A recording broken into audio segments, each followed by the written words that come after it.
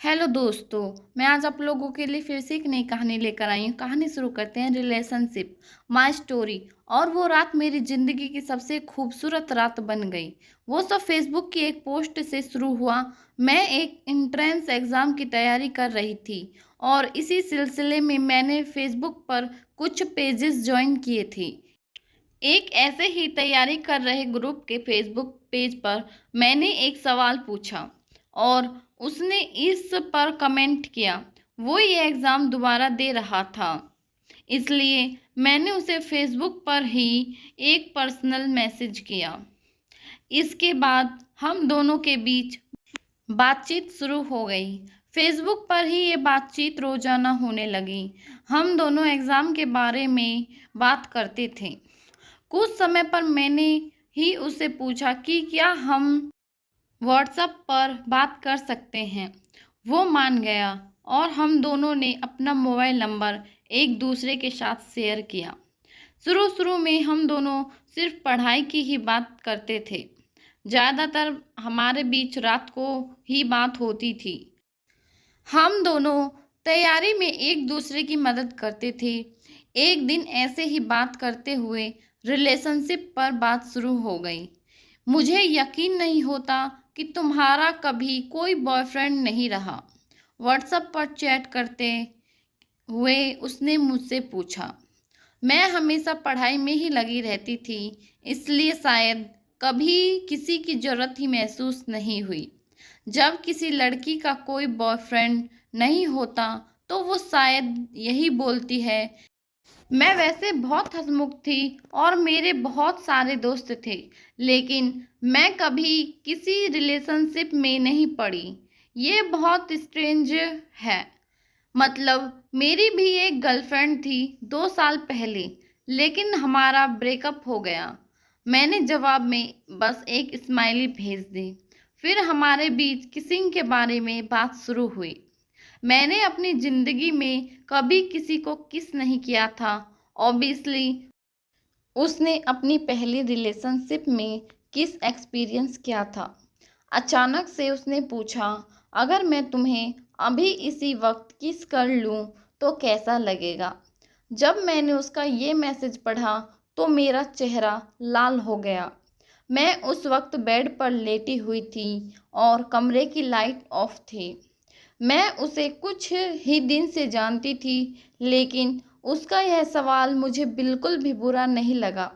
मुझे नहीं पता हम एक दूसरे को जानते ही कितना है। हम दोनों तो एक शहर में भी नहीं रहते। मैंने उसे मैसेज लिखकर भेजा।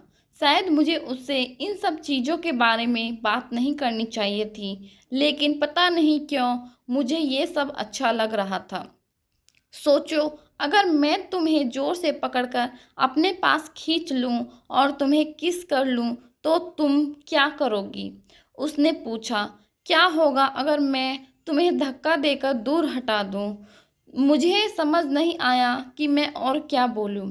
वो जिस तरह मुझसे फ्लर्ट कर रहा था, मुझे अच्छा लग रहा था। मुझे पता था कि इन सब बातों का कोई अंजाम नहीं होगा।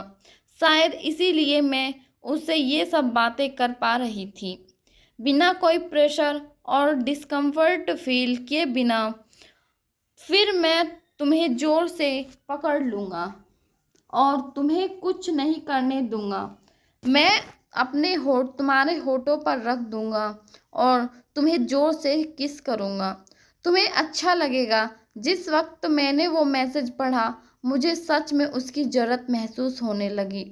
मुझे शायद वो अच्छा लगेगा। मैंने एक नोटी स्माइली के साथ उसे लिखकर भेजा। मैं उस वक्त मुस्कुरा रही थी। उस पूरी रात हमने इसी तरह बात की। वो मुझसे फ्लर्ट कर रहा था, कुछ भी सेक्सुअल कहता और मैं वापस उससे फ्लर्ट करती। ये सब कुछ दिनों तक चलता रहा। फिर हमने स्काइप पर बात की।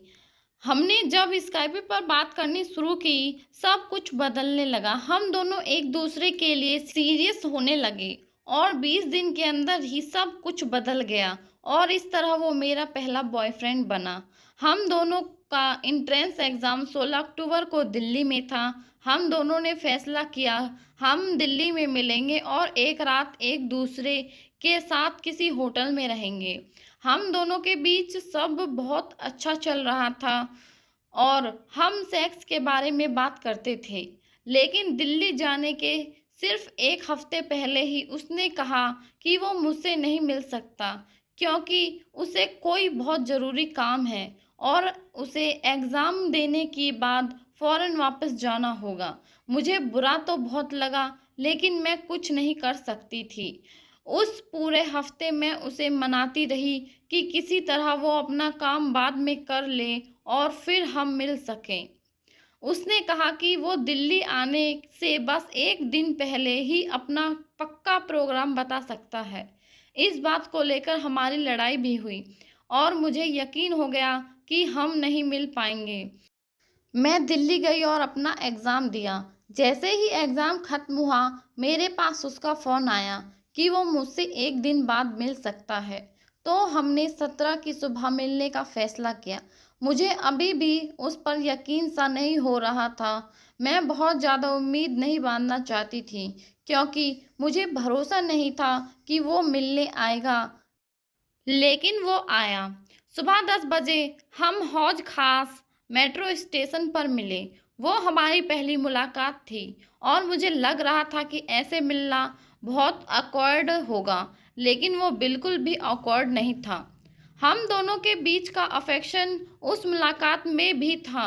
हम कुछ देर बाहर यहाँ वहाँ घूमे और फिर कनॉट प्लेस गए।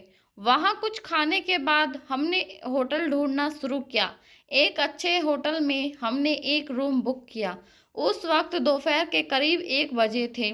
हम कमरे में जाकर फ्रेश हुए और वहीं बैठ गए। मेरा दिल जोर से धड़क रहा था। फ़ोन पर बात या चैट करने तक तो ठीक था, लेकिन उसके सामने बैठकर बात करना, वो फीलिंग बहुत अलग थी। मैंने बहाना किया कि मैं थक गई हूँ और बेड पर लेट गई। उसने कमरे की लाइट ऑफ कर दी और मेरे साथ बेड पर ही लेट गया। मैं बेड के कोने में जाकर सिमट गई और खुद को ब्लैंकेट में छुपा लिया। वो बेड पर आया और उसने मुझे अपने पास खींच लिया। बिना एक शब्द बोले उसने मुझे किस किया। मैंने भी उसे वापस किस किया। उतने ही पैशन के साथ धीरे धीरे हम दोनों आगे बढ़े। उसका हाथ पहले मेरी शर्ट के अंदर गया और फिर कुछ ही देर में हम दोनों एक दूसरे के साथ नेक्टर लेते थे। मुझे लगा नहीं रहा था कि मैं उसे बस कुछ हफ्तों से जानती हूँ। हमारे बीच का वो कनेक्शन एकदम जादू की तरह था।